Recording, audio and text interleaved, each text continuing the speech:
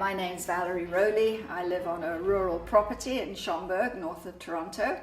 And I'd just like to share with you some of the things that make me enjoy living here and give me so much pleasure and keep me healthy. And I am 70. How about that, right? One of the things that I think might be useful from a health point of view and a hobby point of view is maybe in the wintertime growing your own seedlings, which you can then eat right the way through the winter. And the easiest way to do this is if you go to your local supermarket and you buy a couple of boxes of salads, 2 different sorts, drill a hole in the bottom of one of them, and you fill it with potting soil and sit it in the bottom of the other one for drainage. And then there's one that I've prepared already, which has got basil seeds in it. You see the water drains through the soil, and that sitting on a nice south-facing or west-facing window ledge will produce basil in the winter, or it can produce lettuce or arugula or pretty well anything you want to grow, actually. This, for example, is watercress that has been growing for the last 6 months. And all it needs really is water. And it gets watered every day, and you cut it, and it comes back. It's really healthy because it's full of iron. And iron is something as you get older you need more of. And fresh vegetables. And of course, everything's organic when you grow it at home. The other thing that I really enjoy doing at this time of year, which is early summer, is going into the berry patch and picking black currants, gooseberries, and rhubarb, and put them in pots for winter use. You use a lot less sugar if you're doing this than if you're actually making jam. This is one I made yesterday, black currant, and that will last for about a year in a dark cupboard. It has the date on it, so I know when I made it. And that's full of antioxidants, vitamin C, and all the good things that one's supposed to have in the winter, and it's really quite hard to get. It's unusual to find these berries.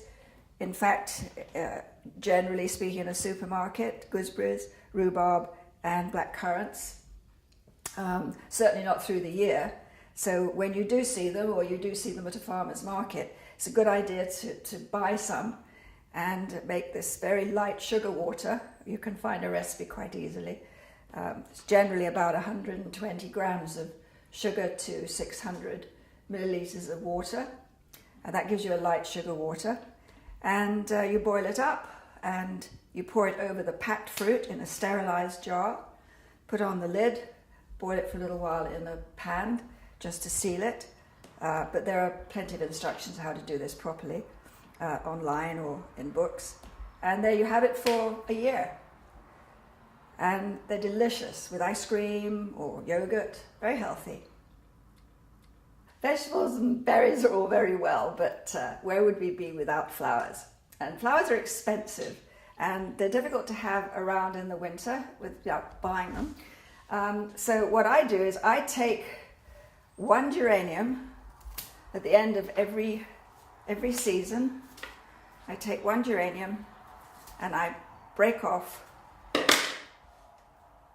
all the flowers, and I simply stick it in a pot like that.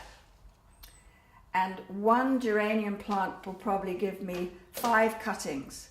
And all I do is water it and feed it occasionally. And by about 2 months, you get something like this growing. Now that now needs potting on.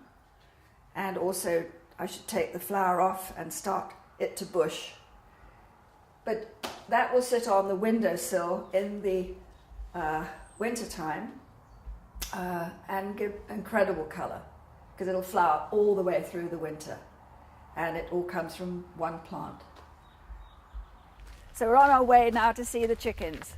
These are just 5 weeks old and still very much babies. 5 different varieties. Hi, Chickles. Hi, Hi, tick, tick, ticks. Hi, tickies. And they're not tame yet, as you can see. Bye. Of course, I've got 26 chickens here, and that's far too many for most people, but we have the space. But I tell you, even if we lived in a small house with a small garden, I would have at least two or three. They're easy to keep. You can keep them in a small area. They're very friendly. They've got lots of character. They lay an egg every day. They eat your leftovers, and everything that they produce comes from an organic base, and I think that's really important. They are fed an organic feed, but they eat other things as well. So, and they're just great fun to have around.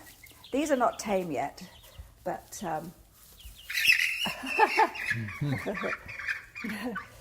this is interesting. She's just losing her baby fluff. This is all the baby fluff that you have. This is a typical Easter egg chicken, typical yellow chicken. And when she's older, she'll sit on my lap, and she'll come when she's called. They're very dog-like, actually. This is my berry patch, and as you see, it's protected by a net from the birds. There's raspberries and there's gooseberries, and here we have the black currants.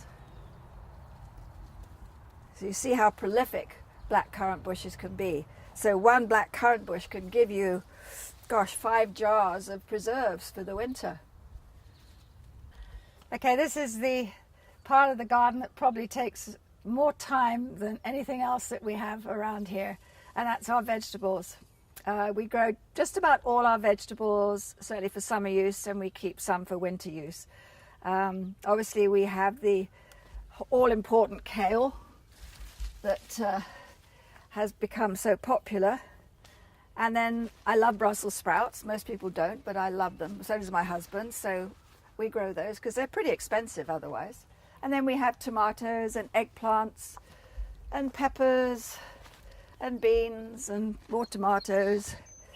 The beauty of growing your own produce is that you can actually grow different types, different varieties, rather than being restricted to what you can get in the supermarkets. And of course, again, no chemicals, no pesticides, therefore much better for you. Patronize your farmers markets if you possibly can.